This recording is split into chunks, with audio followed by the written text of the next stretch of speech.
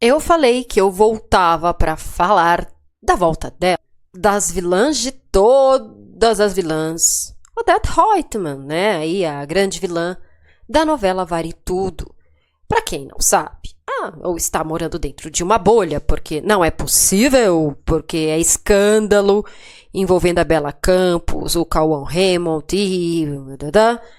Mas a Globo foi muito esperta, fez a maior propaganda e até mesmo uma chamada com outras grandes vilãs aí da dramaturgia temendo a volta da Odette Reutemann. Pois, muito bem, ela reapareceu. Mas, antes, eu sou a Rita, aqui do canal Rita de Cássia Crimes e Mistérios. Vou pedir para você se inscrever, deixar seu comentário e ativar o sininho, que às vezes a plataforma não entrega para todo mundo, né? O sininho tá em algum lugar. Você não fica pra baixo, minha linda. Ativar o sininho, está em algum canto da tela. E compartilhar, se inscrever, aquele mantra diário que vocês já sabem.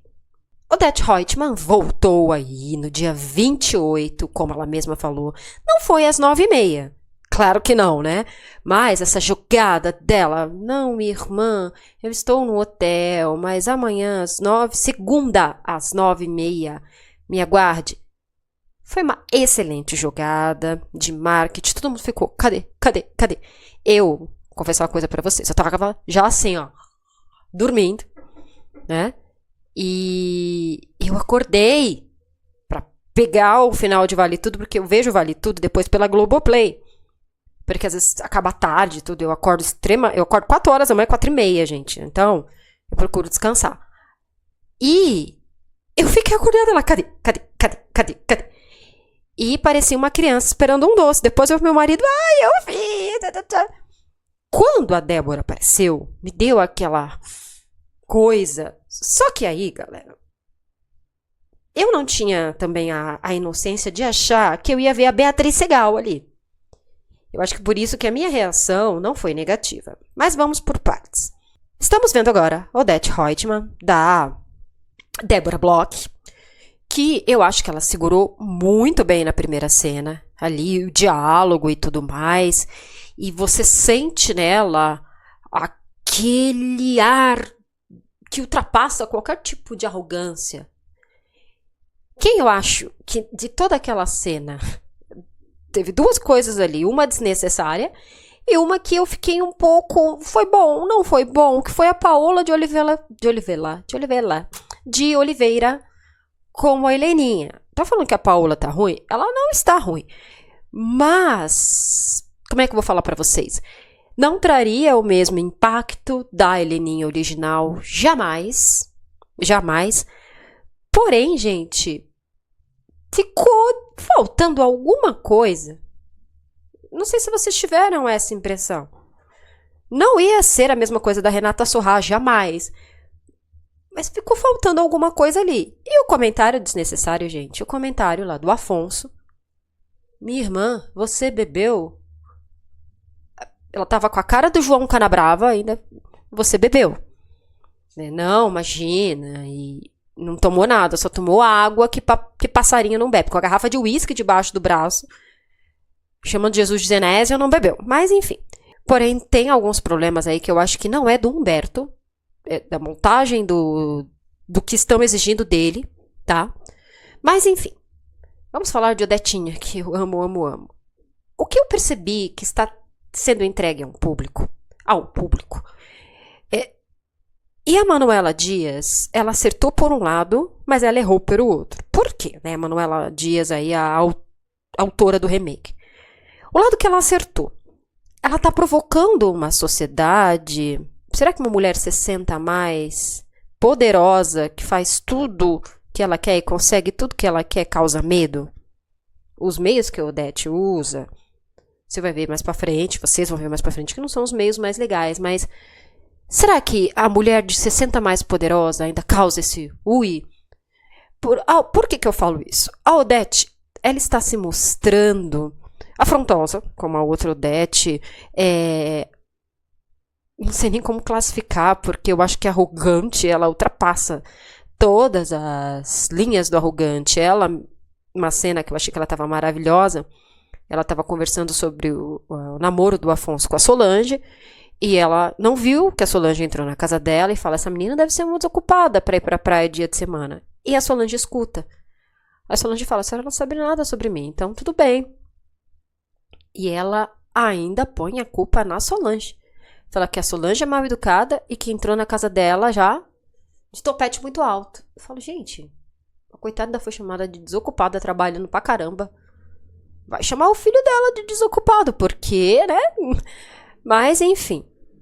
E a Manuela Dias também quis entregar uma Odete mais dona de si, mais sensual, que mostra ali a independência sexual dela de uma forma mais explícita do que era passado em 1988. Claro que isso é muito de época para época. A Beatriz Segal, eu te via que ela saía ali com os mexês, mas não era aquela coisa tão explícita, você não tinha cenas muito sensuais com a Beatriz Segal. E poderia ter também, a Beatriz Segal, uma excelente atriz. Eu falo que no Brasil não vai nascer outra igual. Nunca no Brasil, nem no mundo inteiro, nem em outras galáxias, não vai. A Beatriz Segal era a Beatriz Segal. Mas, por conta, de repente, da década de 80 e tudo mais, isso foi mostrado ali, que ela tinha seus mexês, que ela gostava de um bom cafajeste. Não é spoiler que todos sabem que ela se envolve com César lá pro meio da trama. Enfim, agora apareceu uma cena do Odete Roitman também destilando arrogância, toda sexy. Você vê uma mulher de mais de 60 anos, sexy, bonita. Tá bom que a cena ali era uma cena que envolvia a sensualidade, mas envolvia também um pouco do sou eu que mando aqui. O amante dela, né, o Michê, querendo desabafar, falar sobre ele, e ela tipo, não tô ligando pra você, eu sustento você. O que eu quero de você é sexo e eu não quero ouvir sobre sua vida. E pronto.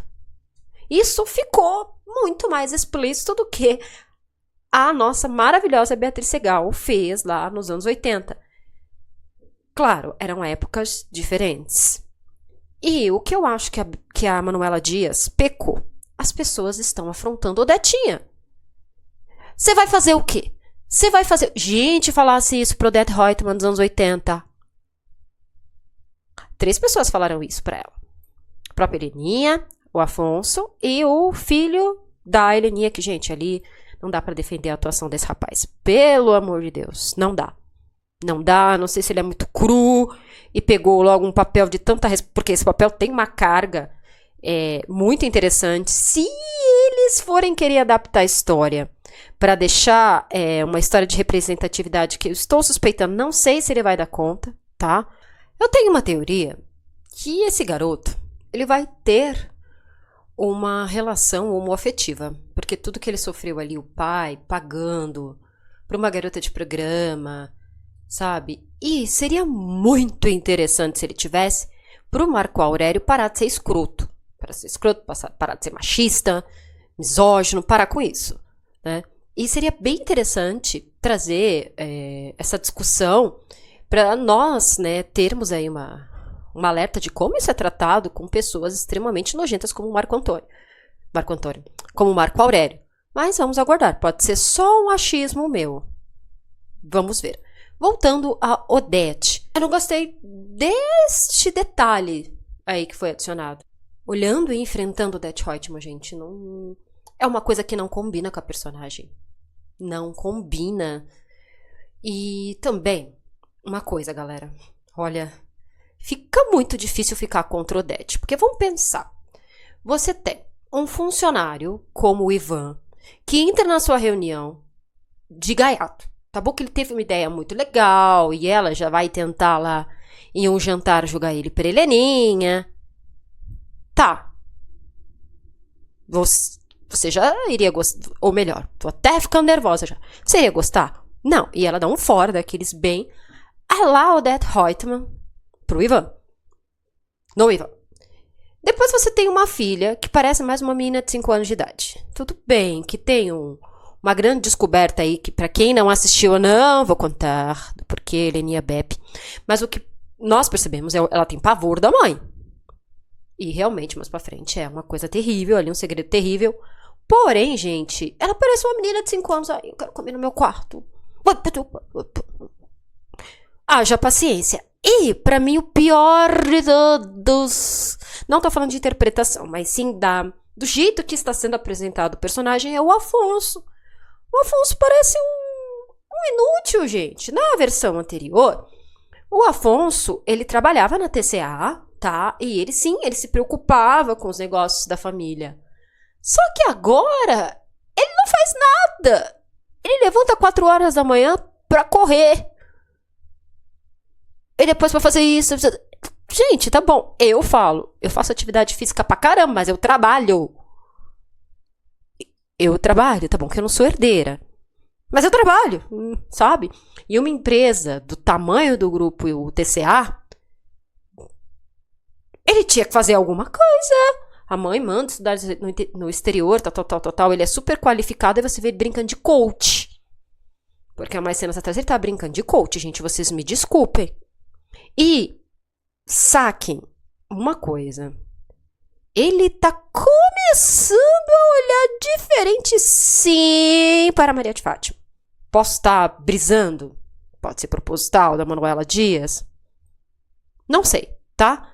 Mas, gente, como não ficar do lado da Odete Roitman? Um filho folgado, uma filha que deve ter mais de 40 anos na cara, bancando a menina de 5. Funcionário entrão, até o Michê dela tava com outra, que terminou a cena, que eu tô gravando esse vídeo no sábado, dela recebendo um tapa do... primeiro que ela bateu no Michê, depois o Michê revidou, tá? Aquela cena já aparece a Odete, na versão original, agredida. Não foi mostrado. E o cara voltando pra Itália.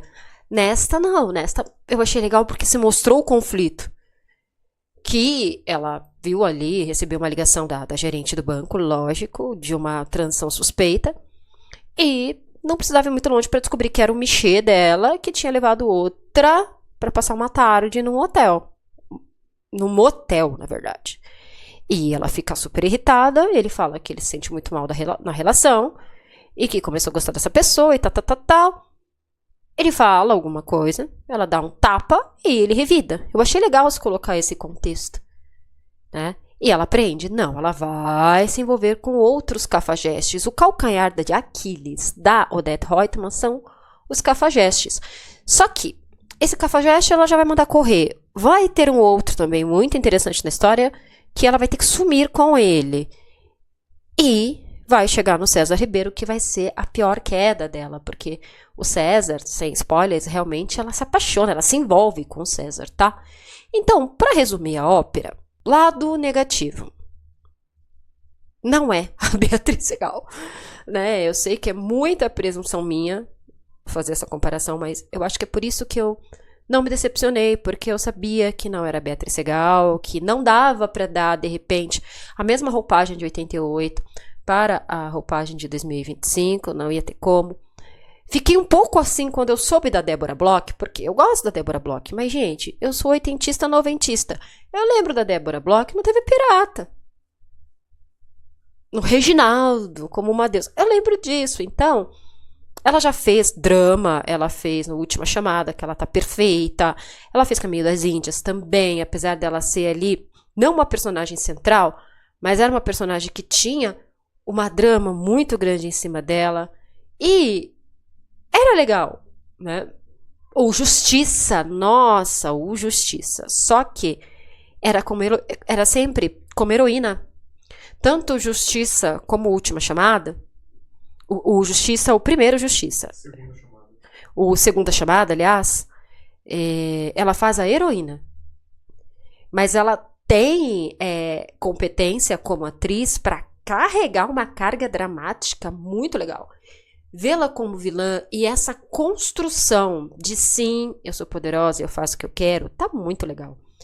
E eu acredito e espero que ela vá levando isso e aumentando mais essa sede dos telespectadores por ela, porque realmente, todo lugar que você entra tem um meme.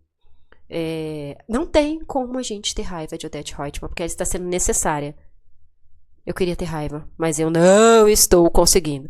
Vamos aguardar. Se eu ficar com raiva, Apesar que nem da Beatriz Segal eu tenho raiva, né? É que a gente ama odiar alguns personagens. Bem, eu queria saber o que vocês acharam dessa nova Odette Roitman. Tem gente que tá falando que tá ruim, mas eu acho que as pessoas que falam, ai, tá péssimo, né? Larga um pouco, assim, da mão dos anos 80. Eu sei que a Vale Tudo de 88, gente, ela é irretocável. Tanto que ela é irretocável. Ela é fantástica, Vale Tudo de 88. O enredo é muito bom. É uma novela que fala sobre o Brasil. Mas, afinal, vale a pena ser honesto nas terras do Piniquim? E se traz até hoje essa discussão. Vamos olhar um pouquinho mais para essa nova roupagem e dar uma chance aí para nossa Odette Roitman, que até agora tá tudo beleza. Bom, deixa o que vocês acham, aqui nos comentários para mim. Se inscreve, ativa o sininho, compartilha. A rainha do canal, ela veio aqui, ela saiu, ela está protestando porque eu coloquei o nome dela de Edith Piaf, não de Odette Roitman. Mas se eu tiver uma gata outro dia, quem sabe eu coloque de Odette Roitman, porque, sim. A gente pega o terceiro, acabou o problema. Sempre cabe mais um, não tenho daquela cor. Eu já tenho a pretinha necessária, linda, maravilhosa de mamãe, a cantora francesa. A gente pega o que você quiser e vai pegar a Odette Roitman também. Ora, a gatinha do Beto Ribeiro chamava Odette Roitman, mas eu não via outro nome para aquela gata. Carinha. Se vocês não conhecem o canal do Beto Ribeiro, vão. É um canal excelente também, que fala de true crime e outros temas. Ele tinha uma gatinha, a gatinha dele faleceu, chamada Odette Roitman. E o Beto, volta e meia, né? Deixava a gatinha aparecer, a gatinha invadia, assim. Não dava pra dar outro nome pra aquela gata. David Bowie, aliás, de repente que a gatinha tinha um olhinho de cada cor. Mas a cara da gata, detesto todos seus suburbanos, era de Odette Roitman, né? Mas, enfim, tem vídeo todo dia no canal. Segunda, tem vídeos desse naipe aqui, comentando aí sobre assuntos que eu acho relevante trazer pra vocês. Os outros dias tem shorts, de quinta tem os casos criminais que eu gosto muito de fazer. Se você também tiver algum caso criminal que você queira que eu fale sobre, deixa aqui nos comentários também, tá bom? Eu vou ficando por aqui. Até já!